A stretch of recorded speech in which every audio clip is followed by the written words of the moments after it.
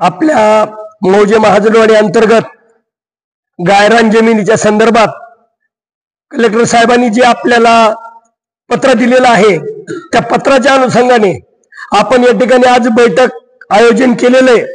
तरी त्यामध्ये महत्वाचा मुद्दा, आपण गेल्या 25 वर्षापासून हे गायरान एका जागेवर एका जुटीने जतन केलेलं आहे।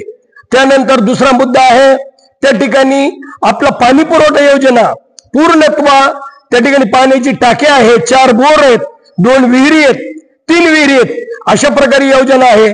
आपण सामाजिक वनीकरणाच्या उपक्रमातून 30,000 झाडाची लागवड त्या ठिकाणी परत केलेली आहे।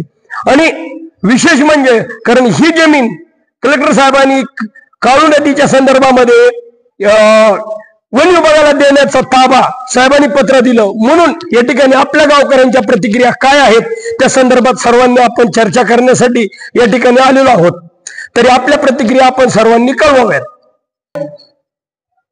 तिसरा मुद्दा असा आहे, कारण त्या ठिकाणी झाडी दाट असल्यामुळं आपल्या या ठिकाणी पावसाचं प्रमाण जास्त वाढतं आणि दाट झाडीमुळे जास्त वाढल्यामुळे आपल्याला पाऊसकाळ हा भरपूर प्रमाणामध्ये झाडीमुळे होतो, असा एक मुद्दा त्याच्यामध्ये आहे।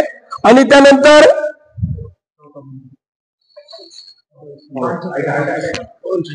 जर भविष्यकाळात ते वन विभागाला गेलं तर आपण पाणी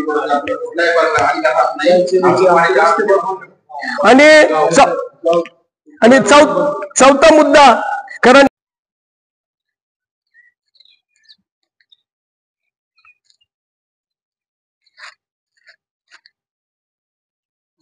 आज ही महाजनवाडीच्या गायरान जमिनीमध्ये ही जी काही जमीन आहे त्यामध्ये महाजनवाडीच्या समस्त गावकऱ्यांची या ठिकाणी 2500 लोकसंख्या आहे गावाची, आणि त्याची ही पूर्णतः इथूनच पाणी पुरवठ्याची योजना होती। 3 विहिरी, 4 बोर, 1 साठवण तलाव, 1 शेत तलाव, अशा पद्धतीची ती योजना झालेली आहे। आणि सर्व गावकऱ्यांचा इथूनच पाणी पुरवठा होतो, सर्व गावांना इथूनच पाणी, दुसरीकडे कुठेही योजना नाही, इथूनच सगळ्या गावाला पाणी पुरवठा केला जातो। आणि ही योजना आणि ही जर सगळं वन विभागाच्या जर ताब्यात गेलं तर पुन्हा गावकऱ्यांना पिण्याच्या पाण्याचा प्रश्न उद्भवू शकतो। आणि ही गायरान जमीन जर वन विभागाच्या ताब्यात गेली तर वन विभागाचे लोक या ठिकाणी गावकऱ्यांनाही शिरकाव होऊ देत नाहीत आणि इथं येऊ पण देत नाहीत।